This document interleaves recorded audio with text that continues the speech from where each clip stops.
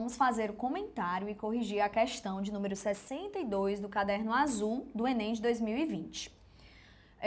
Vamos para o texto, que diz o seguinte: sexto rei sumério, governante entre os séculos 18 e 17 a.C., vale lembrar que a contagem antes de Cristo era regressiva, tá? E nascido em Babel, Hammurabi, pronúncia em babilônico, foi fundador do primeiro Império Babilônico, correspondente ao atual Iraque, unificando amplamente o mundo mesopotâmico, unindo os semitas e os sumérios e levando a Babilônia ao máximo esplendor. O nome de Hammurabi permanece indissociavelmente ligado ao código jurídico tido como o mais remoto já descoberto, o Código de Hammurabi. Leva o nome dele, né? O legislador babilônico consolidou a tradição jurídica, harmonizou os costumes e estendeu o direito e a lei a todos os súditos. Gente, muito legal, muito importante essa questão para a gente falar um pouquinho sobre Idade Antiga, né? As civilizações clássicas. Esse conceito, que até um tempo atrás incluía apenas Grécia, Roma, desde o século XX, ele vem também inserindo aí nessa gama, né, de antiguidade clássica, a civilização egípcia, a civilização mesopotâmica e agora mais recente as civilizações aqui da América, incas, maias, astecas, enfim, e essas civilizações que se desenvolveram aqui no continente americano, tá? Então, quem foi Hammurabi, certo? Hammurabi, na verdade, ele foi um dos reis mais importantes dos povos, ou do povo da Mesopotâmia, né, do povo semita, chamado de Amoritas, certo? Amoritas, pessoal, eles se desenvolveram ali na região central da Mesopotâmia e com Hammurabi, os Amoritas podemos dizer que eles foram os primeiros grandes fundadores, digamos assim, do primeiro império babilônico. Professora, o que é isso? Babilônico, ou seja, o que é que isso significa? Pela primeira vez, né, a cidade da Babilônia, que fica na região central, né, da Mesopotâmia, ela foi tida como capital deste império. Diferente do Egito, a Mesopotâmia, o Egito, que era um império teocrático, onde desde o início da civilização até a decadência do Egito, você tinha uma figura central ali, né, que era a figura do faraó, e que aquela lógica, né, ela não mudava. Porém, a Mesopotâmia, ela vai ter uma diversidade maior de povos, né? A gente vai ter, por exemplo, os sumérios, depois os acádios, os amoritas, os assírios, os caldeus, né? Que foram povos que se destacaram naquele complexo, naquele mosaico, digamos assim, que foi a Mesopotâmia.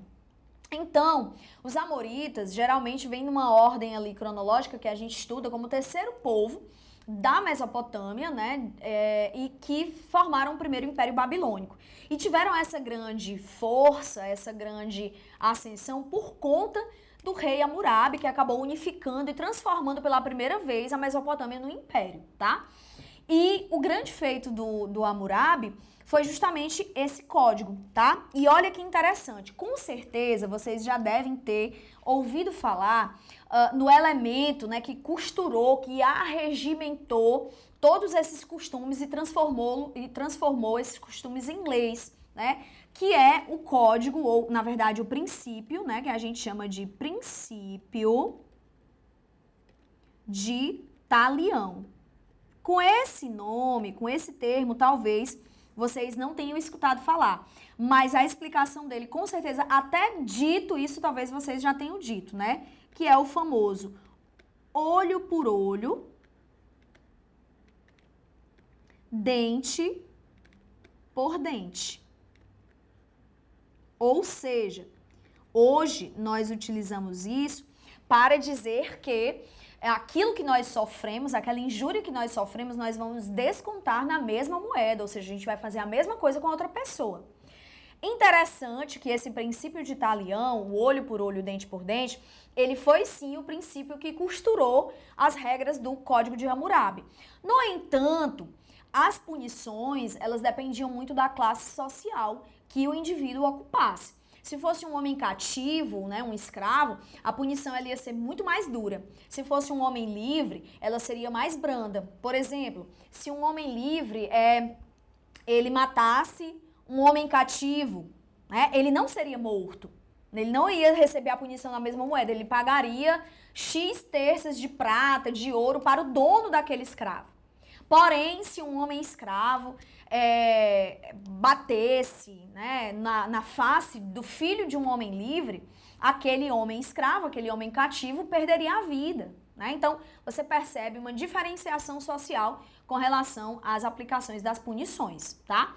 E o Hammurabi, claro, ele, por ser um grande legislador, ele coloca, né, o nome do código, ele atrela o nome do código a ele como um elemento de eternização, né, esse neologismo, como uma forma de eternizar o seu nome na história, né? E de fato ele conseguiu, porque a gente está estudando ele aí milhares de anos depois, tá? Então vamos para o comando da questão, que diz o seguinte: nesse contexto de organização da vida social, as leis contidas no código citado tinham o sentido de... Qual era a função dessas leis? Assegurar garantias individuais aos cidadãos livres. Esse é um item que ele pode te provocar dúvidas.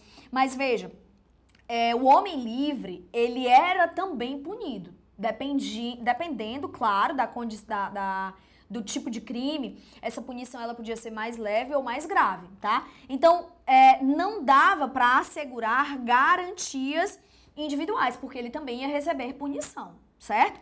B, tipificar regras referentes aos atos dignos de punição, ou seja, antes de existir o código, um mesmo crime, ele era punido de formas diferentes, né? Então, o Código de Hammurabi e a intenção de Hammurabi foi de criar uma regra, criar uma espécie de...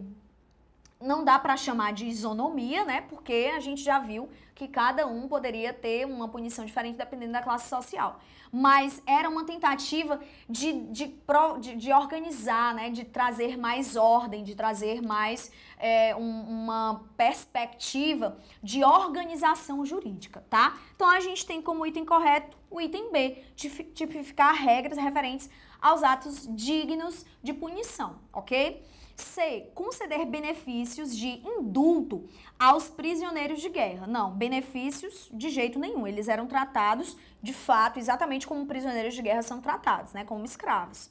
D, promover distribuição de terras aos desembargadores urbanos. Né? Esse cargo nem existia, né? Item E, conferir prerrogativas políticas aos descendentes de estrangeiros. Muito piorou, né? A gente sabe que os estrangeiros nessas grandes civilizações, estrangeiros e descendentes, eram tratados assim de maneira muito secundária, ok? Então a gente tem aí como item correto dessa questão o item B de bola.